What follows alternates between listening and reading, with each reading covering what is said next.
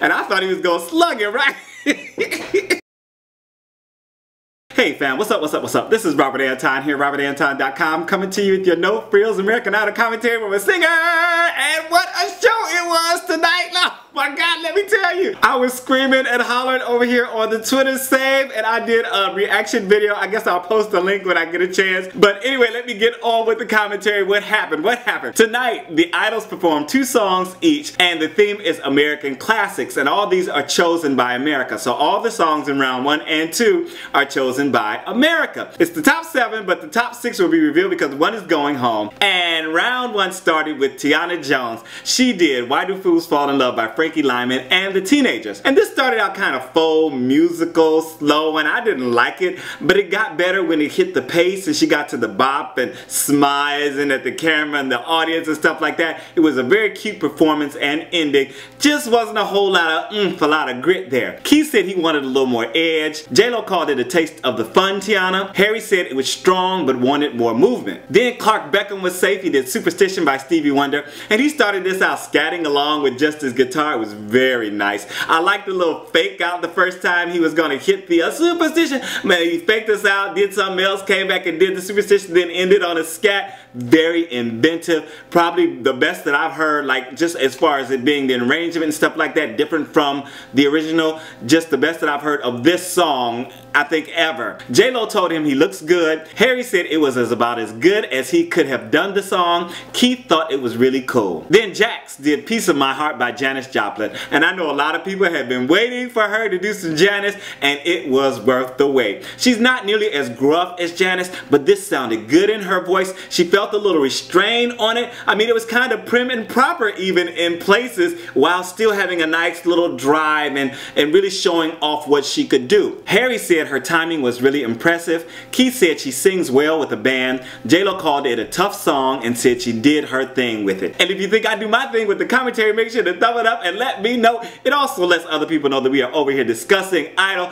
Thank you guys so much for your thumbs. And now back to the commentary, because there's a lot to come. Nick Fradiani was up next. He did American Girl by Tom Petty and the Heartbreakers, and this is a nice toe-tapping song and a good choice for his style. He laid well in the story and still had his angsty, reaching feel thing going on. This was pretty chill and enjoyable for me. Keith said he was engaged the whole way through. J-Lo said she loved it and said he has a radio-ready voice. Harry told him it was dead on tonight. Quentin Alexander was the last one safe, and he did Are You Gonna Go My Way by Lenny Kravitz. And it goes without saying that he was dressed crazy sexy, but I was surprised by the song choice. I think he loosened up in his movements over the last week and worked the stage really well. Not his best vocal, but this was a rocking performance from him. J-Lo said the whole entire thing worked for her, but said the pitch is all over the place sometimes. Harry told him he loves his artistry and individuality, but was captivated by the band more than his performance. Keith said he thought Quentin held his own with the band. Then we got some drama, the first drama of the night, right? Quentin went off saying that it was whack, that the 2 of the best vocalists were sitting in the bottom 2, and Harry told him he could go home if he thought so, you know, and it was all this little thing that went kind of back and forth, and Quentin walked off the stage and all this like that. So then he came back and he walked right up to the table in front of Harry, and I thought he was gonna slug it, right? But then he came back and he said, Harry, you know, you misunderstood me, you know, I meant that, you know, this is the 2 greatest vocalists, one of my best friends, I really don't like this, blah blah blah. It was really intense, right? Of course I went straight to Twitter and I tweeted, you know, and Lord, they have really been supporting. This tweet has gotten now like 100-something favorites and like 50-60 retweets. Thank you guys so much for following me on Twitter. Make sure that if you don't already follow me, make sure to just to check down in the description box and you can follow me there. Alright, so then this makes Joey Cook and Rayvon on the bottom 2, and both will have to sing for the save. Now they'll sing for round 1 and round 2 before the Idol save at the end of the show. I was wondering how they were going to figure that out. That's how they did it. Joey Cook did My Funny Valentine, an old standard, and she looked kind of mature on this, the way she was dressed and everything, but she sounded a lot less on top of it than usual. She handled the melody and the feel well, but I don't know if she really embodied the lyric. Maybe she was concentrating a little bit too much, not really letting go, I don't know. She definitely moved herself during the performance. She was kind of shaken up, whatever, but I just didn't feel it. Harry called called it a damn good performance.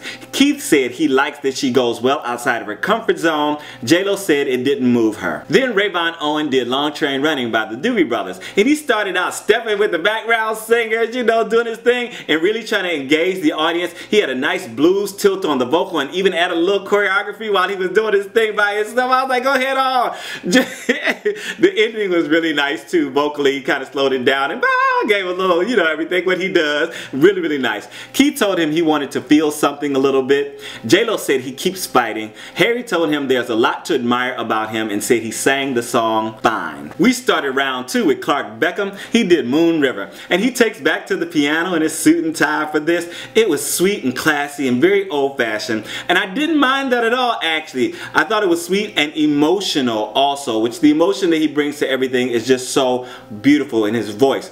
J-Lo called it smooth and creamy. Harry told him to challenge himself with more chords. He was saying that he could have really brought it up to date if he played more than just the major 7 chords. Keith also called it warm and fuzzy like an epidural.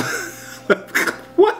Ryan then announced that next week the Idols will be taking on Arena Anthems, whatever that means. Tyanna Jones' second song was Proud Mary by Creedence Clearwater Revival. So she started this out soft and sweet with that purple afro all plumped out in a shimmery outfit. Then they picked up the pace and she was killing the vocal ride, the music really nicely, just like a pro, while getting in the audience's face, going and touching hands and all that, not missing a beat. Really took it into the high note near the end. Harry called it as close to perfect as it could get. J-Lo said she wowed the audience and told her to do that every time. Nick Fradiani did Only the Good Die Young for his second song by Billy Joel, and he started this out a little slow, sitting on a stool. He found some places to give us some big notes in his upper range. I thought he might get into the quicker pace of the song, but he stayed in this tempo and really brought out the emotion. This is as good a vocal as he has gotten a chance to sing on the live shows. He just really just gave it just all he got, and he had time to breathe on this, which was just a little different than the other songs he's done so far. Keith loved the arrangement and called it a 10 out of 10.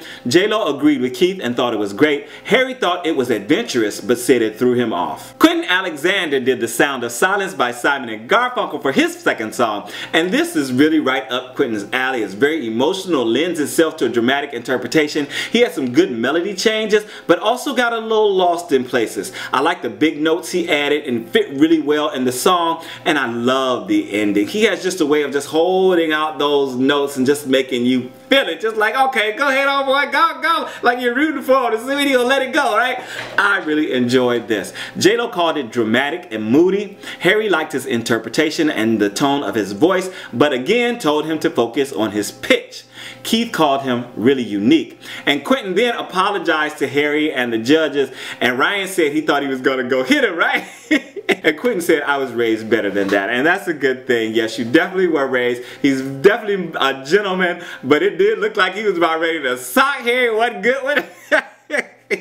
I'm glad it didn't happen. Okay, we'll just leave it at that. Jax was up next. She did Beat It by Michael Jackson, and her first few notes were a little off, but she was back on pace in no time. I love the extra rock edge she was serving up in the performance. It's not the hardest vocal range for a female, and she did great with it and also found a minute to like get an extended note in there, but it just wasn't challenging. It didn't really show off her vocal, so I thought it was just okay. Harry said it was really fun. Keith said it was contagious. J-Lo said she made it look cool. Then we got the last bottom two who are singing for the save. Rayvon Owen started first this time. He did Always on My Mind by Willie Nelson. And this was a pure and touching vocal performance for Rayvon. His vocal is so clean and placed, and he caressed that little note into the falsetto before the ending. Oh, I just thought it was a stellar performance. Keith called it fantastic. J-Lo had goosies. Harry called him a ballad singer. He said he's mostly good at ballads. Joey Cook then did Somebody to Love by Jefferson Airplane, and she brought out the ukulele for this and gave us the type of performance she usually gives with a lot of energy and quirkiness.